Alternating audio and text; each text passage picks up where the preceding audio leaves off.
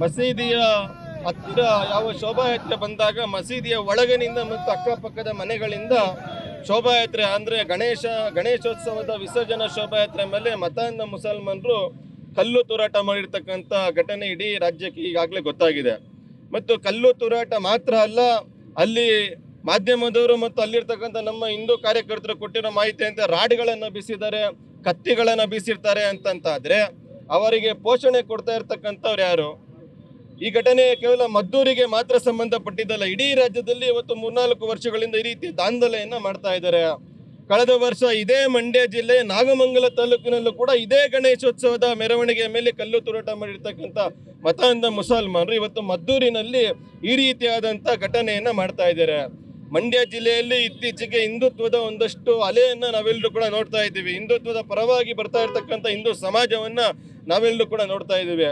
ಅವರನ್ನು ಭಯಭೀತಗೊಳಿಸುವಂಥ ಕುಕೃತ್ಯಕ್ಕೋಸ್ಕರ ಇವತ್ತು ಷಡ್ಯಂತ್ರವನ್ನು ಮಾಡಿ ಜಿಹಾದಿ ಮುಸಲ್ಮಾನರು ಈ ರೀತಿಯಾದಂತಕ್ಕಂಥ ಕುಕೃತ್ಯವನ್ನು ಇವತ್ತು ಮದ್ದೂರಿನಲ್ಲಿ ಮಾಡಿದ್ದಾರೆ. ಆದರೆ ನಾವು ಹಿಂದೂ ಸಮಾಜ ಇವೆಲ್ಲವನ್ನು ಕೂಡ ಶಾಂತಿಯುತವಾಗಿ ನೋಡ್ತಾನೆ ಇದ್ದೇವೆ. ನಾವು ಈದ್ ಮಿಲಾದ್ನ ಸಂದರ್ಭದಲ್ಲಿ ಇಡೀ ರಾಜ್ಯದಲ್ಲಿ ಅವರು ಅತ್ಯಂತ ಹೆಚ್ಚಿನ ಮಟ್ಟದ ಶೋಭಾಯಾತ್ರೆಯನ್ನು ಈ ಸರ್ತಿ ಆಯೋಜನೆಯನ್ನು ಮಾಡಿರ್ತಾರೆ ಅಂತಕ್ಕಂಥ ಸುದ್ದಿ ನಮಗೂ ಕೂಡ ಗೊತ್ತಾಗಿದೆ.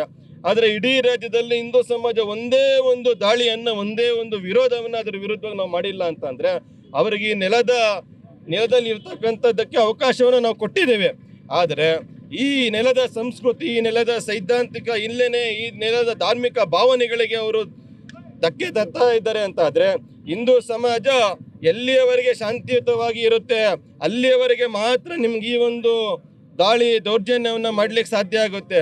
ಯಾವಾಗ ಹಿಂದೂ ಸಮಾಜ ಇಡೀ ದೇಶದಲ್ಲಿ ಇರ್ತಕ್ಕಂಥ 100 ಕೋಟಿ ಹಿಂದೂ ಸಮಾಜ ಒಮ್ಮೆಲೆ ನಿಮ್ಮ ವಿರುದ್ಧ ತಿರುಗಿ ಬಿದ್ದರೆ ಯಾವುದೇ ಕಾರಣಕ್ಕೂ ಕೂಡ ನೀವು ಈ ದೇಶದಲ್ಲಿ ಉಳಿಲಿಕ್ಕೆ ಸಾಧ್ಯ ಇಲ್ಲ, ನಾಮಾವಶೇಷವಾಗಿ ಹೋಗ್ತೀನಿ ಅಂತಕ್ಕಂಥ ಎಚ್ಚರಿಕೆಯನ್ನು ನಾನು ಇವತ್ತು ವಿಶ್ವ ಹಿಂದೂ ಪರಿಷತ್ ಬಜರಂಗ ದಳದ ಸಂಘಟನೆ ಅಧಿಕೃತ ಹೇಳಿಕೆಯನ್ನು ನಾನು ಇವತ್ತು ಮಾಧ್ಯಮದ ಮುಖಾಂತರ ಕೊಡ್ತಾ ಇದ್ದೇನೆ. ಮುಸಲ್ಮಾನ್ ಜಿಹಾದಿಗಳು ನಿಮ್ಮ ಮುಸಲ್ಮಾನ್ ನಾಯಕರಿಂದ ಬುದ್ಧಿಯನ್ನು ಕಲ್ತ್ಕೊಂಡು ನೀವೆಲ್ಲರೂ ಕೂಡ ಎಚ್ಚರಿಕೆಯನ್ನು ಕಳ್ಕೊಬೇಕಾಗಿದೆ. ಅಕಸ್ಮಾತ್ ಅದೇನಾದರೂ ಆಗಲಿಲ್ಲ ಅಂತಂದರೆ ಮುಂದಿನ ದಿನಗಳಲ್ಲಿ ನೀವೇನು ಕ್ರಿಯೆಯನ್ನು ಕೊಡ್ತಾ ಇದ್ದೀರಿ ಅದೇ ಕ್ರಿಯೆಯನ್ನು ವಾಪಸ್ ಪ್ರತಿಕ್ರಿಯೆಯಾಗಿ ನಾವು ಹಿಂದೂ ಸಮಾಜ ಕೊಡ್ತೀವಿ. ನೀವು ಯಾವ ರೀತಿಯಾಗಿ ದಾಳಿಯನ್ನು ಮಾಡ್ತಾ ಇದ್ದೀರಿ ಅದೇ ರೀತಿಯಾದಂತಹ ಎಚ್ಚರಿಕೆ, ಅದೇ ರೀತಿಯಾದಂತಹ ಪ್ರತಿಫಲವನ್ನು ನೀವು ಎದುರಿಸ್ತೀರಿ ಮುಂದಿನ ದಿನಗಳಲ್ಲಿ ಅಂತಕ್ಕಂಥ ಎಚ್ಚರಿಕೆಯನ್ನು ಈ ಮೂಲಕ ನಾನು ಕೊಡ್ತಾ ಇದ್ದೇನೆ. ಹಿಂದೂ ಕಾರ್ಯಕರ್ತರ ಅವಹೇಳನಕಾರಿ ಹೇಳಿಕೆನೇ ಈ ದಾಂಧಲೆಗೆ ಮುಖ್ಯ ಕಾರಣ ಆಗ್ತಿದೆ ಅಂತ ಒಂದು ಆರೋಪ ಇದೆ. ಇವತ್ತು ನಾವು ಅದರ ಬಗ್ಗೆ ನಾವು ಯೋಚನೆಯನ್ನು ಮಾಡ್ತಾ ಇದ್ದೀವಿ. ಆದರೆ ಹಿಂದೂ ಸಂಘಟನೆ ನಾಯಕರುಗಳು ಯಾವುದೇ ಕಾರಣಕ್ಕೂ ಕೂಡ ಇವತ್ತು ಮುಸಲ್ಮಾನರ ವಿರುದ್ಧವಾಗಿ, ಕ್ರೈಸ್ತರ ವಿರುದ್ಧವಾಗಿ ಯಾವುದೇ ರೀತಿಯ ಹೇಳಿಕೆಯನ್ನು ಕೊಡ್ತಾ ಇಲ್ಲ. ಅವರ ಮತಾಂಧತೆಯ ವಿರುದ್ಧವಾಗಿ ನಾವು ಇವತ್ತು ಹೇಳಿಕೆಯನ್ನು ಕೊಡ್ತಾ ಇದ್ದೀವಿ. ಕ್ರೈಸ್ತ ಧರ್ಮದ ವಿರುದ್ಧವಾಗಿ ನಾವು ಹೇಳಿಕೆಯನ್ನು ಕೊಡ್ತಾ ಇಲ್ಲ.